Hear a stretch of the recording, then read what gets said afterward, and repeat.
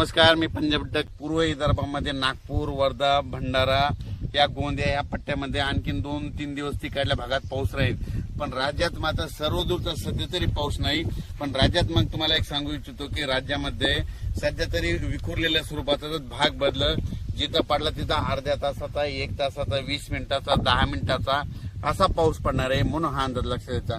मग राज्यात मोठा पाऊस कधी येणार आहे तर माझी सगळ्याला विनंती आहे, तुम्ही काय करा, आणखीन 4-5 दिवस आहेत, शेतीचे कामे करून घ्या. फवारण्या करायच्या तर करू शकता, खुरपण करू शकता.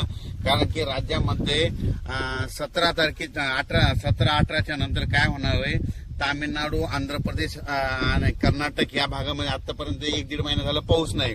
मग आता तिकडे पाऊस सक्रिय होणार आहे. म्हणजे ते 17-18 तारखेपासून तिकडे सक्रिय झाल्याच्या नंतर तो पाऊस मध्ये 18, 19, 20च्या दरम्यान मग परत कोणत्या भागात पडणार आहे की ज्या भागामध्ये पाऊस नाही पडला.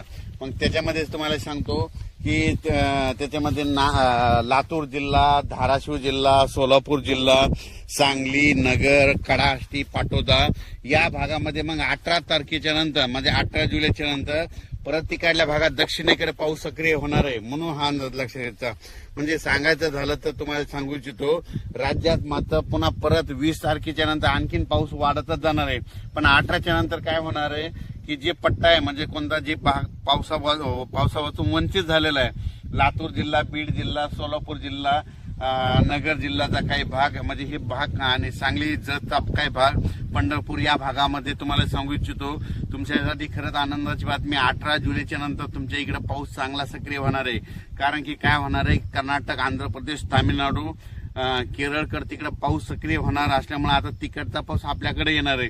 त्याच्यामुळे राज्यात 18च्या नंतर आपल्या इकडं दक्षिण भागात, महाराष्ट्राच्या दक्षिण महाराष्ट्राकडे पाऊस सुरुवात होईल. 18च्या नंतर तिकडे सुरू होईल.